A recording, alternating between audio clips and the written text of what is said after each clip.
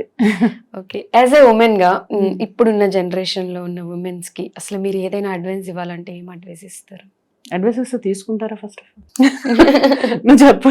అబ్బా చెప్పొచ్చిందమ్మ పెద్ద అని అనుకుంటారు. చెప్పకపోతే పొగరు అనుకుంటారు, చెప్తే సోది చెప్తుంది అనుకుంటారు. ఓకే, బట్ స్టిల్ ఏంటంటే కొంచెం పేషెన్స్ ఎక్కువ పెంచుకోవాలి. పేషెన్స్ ఎన్ని మారినా ఇది మాత్రం మారదు. ఇప్పుడు మగవాళ్ళకి మేము ఈక్వల్ అవన్నీ కాదు, అవన్నీ సోది. నేను అది మాట్లాడను, ఎప్పుడు మాట్లాడను. We're 2 different sects. వాళ్ళకుండే స్ట్రెంగ్స్ వాళ్ళకుండే, మనకుండే స్ట్రెంగ్స్ మనకుంటాయి. మనకున్న ఎండ్యూరెన్స్ వాళ్ళకుండదు, వాళ్ళకుండే ఎండ్యూరెన్స్ మనకుండదు. They have physical stamina. మనకి కొంచెం ఇంత వాళ్ళైతే డంబులు కొంచెం ఎత్తంగానే కింద పడతాం మనం. Maybe until unless we are trained. Women నేర్చుకోవాల్సింది పేషెన్స్. అది కొంచెం వాళ్ళకు వాళ్ళు పట్టించుకోవడం. అసలు ఎలా అంటే బయట వెళ్తే వాళ్ళ జుట్లు ఏంటో, వాళ్ళ కళ్ళు ఏంటో, ఇలా ఆ కళ్ళు చూస్తేనే అబ్బా అసలు అంటే they don't maintain themselves.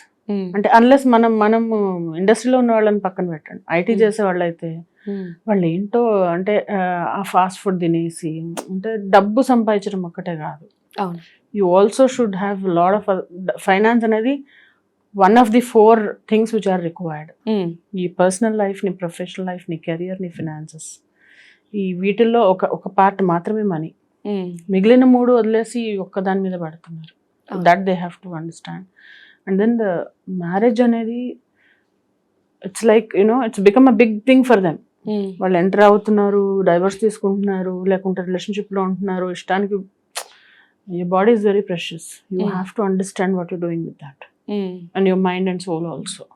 So people don't have basically clarity లేదు వాళ్ళకి. ఆ క్లారిటీ తెచ్చుకోవాలి, పేషెన్స్ ఉండాలి, and manage your finances well.